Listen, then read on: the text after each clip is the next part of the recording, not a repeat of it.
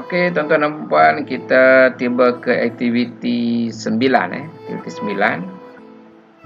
So, aktiviti 9 ini berkaitan dengan menentukan bidang fokus pembelajaran profesional guru. So, aktiviti 9 ini meletakkan hasrat bahawasanya tuan-tuan perlu mencapai hasil pembelajaran yang kita hasratkan, iaitu menentukan bidang fokus pembelajaran profesional guru. So, ini yang kita harapkan daripada tuan-tuan dan puan-puan. So, sebagai bukti pembelajaran tuan-tuan dan puan-puan perlu memenuhi kriteria kejayaan ini, iaitu mengenal pasti dan memilih bidang fokus pembelajaran profesional guru menggunakan model inquiry. So, berdasarkan model inquiry nanti, tuan-tuan akan mengenal pasti dan memilih bidang fokus pembelajaran profesional guru. Okey. Itu hasil pembelajaran dan juga kriteria kejayaan bagi aktiviti 9 ini. Sebenarnya sedikit renunganlah tuan-tuan dan puan-puan supaya pembelajaran guru itu dapat berlaku dengan berkesan. Maka kita perlu wujudkan satu persekitaran pembelajaran profesional yang positif, di mana kita boleh bantu guru dari segi kita bina kepercayaan kepada mereka, dan kita yakin guru kita memang punya potensi, memang berbakat dan memang suka bekerja, supaya kita dapat mencipta satu persekitaran kerja yang positif dan selamat.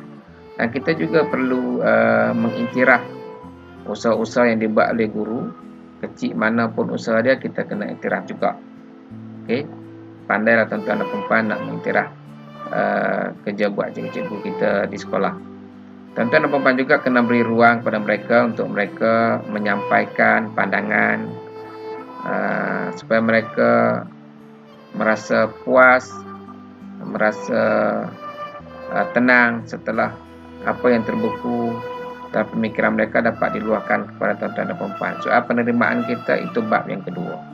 Tuan-tuan juga mungkin boleh bantu mereka dengan mewujudkan satu perasaan yang rasa diri itu bernilai dan dihargai. Tuan-tuan mempunyai kemahiran, mempunyai pengetahuan yang tinggi untuk mewujudkan keadaan ini, maka berusahalah untuk mewujudkan satu perasaan diri rasa bernilai dalam kalangan guru dan juga rasa dihargai.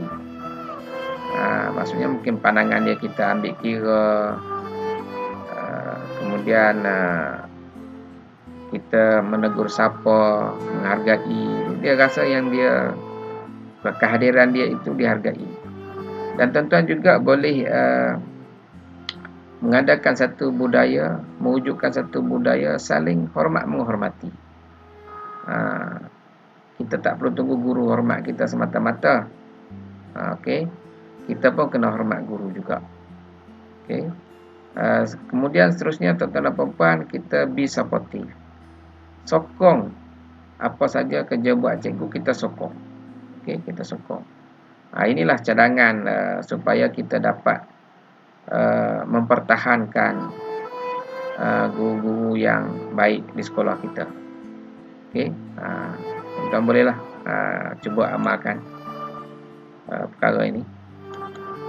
Dan tuan-tuan dan puan-puan, sebelum kita laksanakan tugasan kita, maka kita buat refleksi tentang model inquiry yang telah pun tuan-tuan lalui sebelum ini.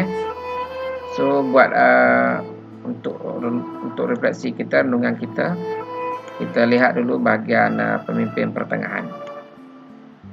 Okey, bahagian pemimpin pertengahan, di mana kalau ikut dalam kitaran model inquiry ini, pemimpin pertengahan dia memikirkan dua kumpulan, iaitu guru dan juga murid. Dia mempertimbangkan dua kumpulan ini pada pemimpin. So, pada langkah pertama dia perlu muhasabah diri dia, dia refleksi, tanya diri dia, apakah pengetahuan dan kemahiran yang diperlukan oleh guru dan murid.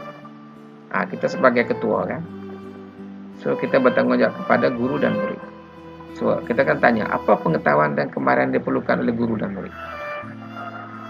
Setelah kita dapat menjawab, dapat menyediakan justifikasi kepada refleksi ini, maka langkah yang keduanya, apakah pengetahuan dan kemahiran yang diperlukan oleh seorang pemimpin. So kita tanya diri kita sekali lagi. So kalau macam tu, kalau dah cikgu perlukan ini, murid perlukan ini, apakah yang perlu, yang aku perlukan lagi? Tu kita kena tanya juga, sebab kadang-kadang benda tu memang dah ada pada kita, cuma kita tak sampaikan, ataupun kita terlepas pandang, ataupun kita tak fikir benda tu perlu disampaikan, so kita simpan. So benda tu kita dah ada. Sekarang kita nak tahu apa lagi yang kita perlukan, hasil daripada langkah yang pertama tadi. So kalau kita perlu buat pembelajaran kendiri ke, perlu menghadiri kursus-kursus, minta kursus, ataupun menghadiri kursus yang ditawarkan oleh IAB, yang ditawarkan oleh IPG, maka kita tengok di situ keperluannya. Okey. So langkah yang ketiga, kita kena mendalami. Maksudnya kalau kita hadir ke kursus, kita mendalami betul-betul. Sebab kursus ni pengetahuan dan kemahirannya diperlukan oleh guru dan murid kita di sekolah. So kita mendalami betul-betul ilmu dan ilmu pengetahuan dan juga kemahiran yang berkaitan. So selepas itu, bila kita dah dapat semua, kita balik, kita implement dalam kalangan guru dan juga murid di sekolah kita. Kita laksanakan. So barulah kita, selepas itu kita melihat impak dia. So impak ni tuan-tuan bolehlah nak buat kajian ke, tuan-tuan nak buat pemerhatian ke, nak buat soal selidik ke, tu terpulang. Tuan-tuan nak tengok impak tu macam mana. Okey. So sampai ke peringkat yang kelima, apakah impak dia. Dan jika impaknya itu masih ada ruang untuk penambahbaikan, tanya lagi soalan untuk langkah 1, dia berpusing balik. Okey. So itu untuk proses pembelajaran profesional pemimpin sekolah berdasarkan model inquiry. Sekarang kita tengok pula proses pembelajaran profesional guru berdasarkan model inquiry ini. So guru dia tak ada orang lain dia nak fikir. Dia fikir murid dia, sebab dia dah second level.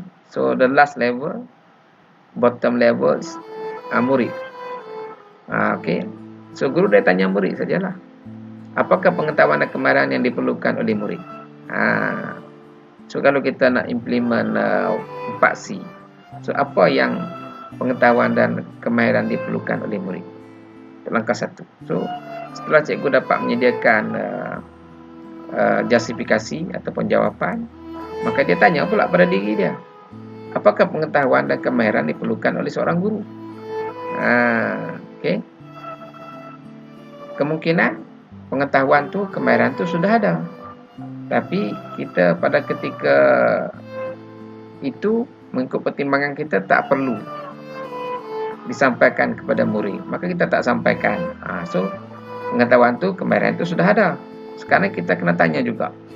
So mungkin ada pengetahuan dan kemahiran yang kita perlu tambah. So kita kena tambah. Okey, kita kena tambah. Kita pergi cari lagi. Bila kita cari ilmu, maka kita sampai ke langkah yang ketiga. Kita mendalami ilmu pengetahuan tentang keperluan murid tadi, dan kita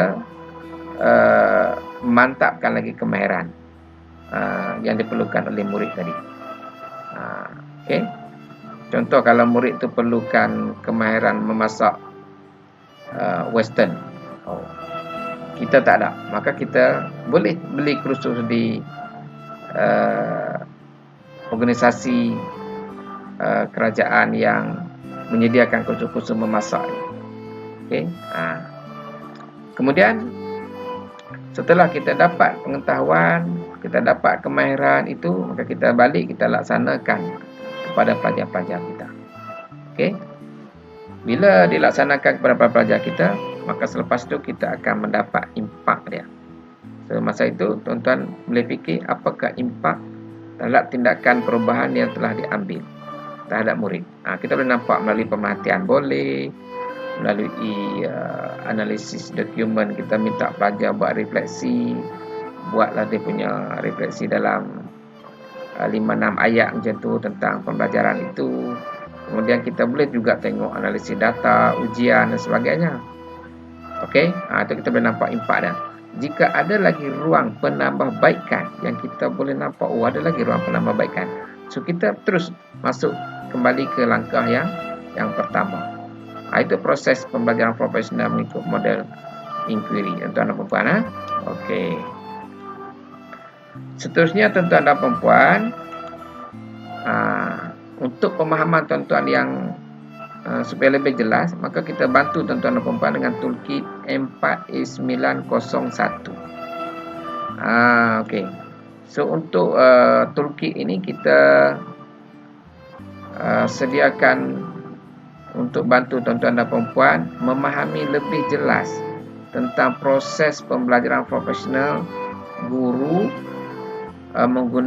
menggunakan model inquiry ini. Sebab model ini sangat bagus, sangat baik untuk kita laksanakan proses pembelajaran kendiri. Okey, tuan-tuan dan puan-puan, kita dah bincang tentang bidang fokus pembelajaran guru dalam aktiviti 8 sebelum ini. So sekarang kita nak huraikan dalam model inquiry ini. So toolkit ni dia senaraikan 5 langkah yang ada dalam model inquiry. Kemudian setiap langkah tu dia ada soalan-soalannya. So tuan-tuan jawab soalan tu di sini. Jawab soalan tu di sini. Okey. Contoh dia kata, apakah pengetahuan dan kemahiran diperlukan oleh guru? Ini kita sebagai pemimpin. So kita jawablah. Kemudian sebagai PPPS, apakah pengetahuan dan kemahiran yang saya perlukan untuk memenuhi keperluan guru? Yang ni kalau kita guna toolkit ni untuk pemimpin sekolah. Kalau guru gunakan toolkit ni, maka dia ubah sikit, apakah pengetahuan dan kemahiran diperlukan oleh murid. Okey. So tuan-tuan dan puan, saya fikir tak begitu susah toolkit ni. So mudah-mudahan tuan-tuan dapat melengkapkan toolkit ni dengan sempurna, dan untuk tujuan pemahaman yang lebih mantap, pengayaan dan pengukuhan, tuan-tuan boleh bincang hasil tugasan ini dengan rakan elit yang ditugaskan untuk membimbing tuan-tuan dan puan-puan. So saya tinggalkan tuan-tuan dan puan-puan di situ. Kita akan bertemu lagi dalam aktiviti 10 kemudian.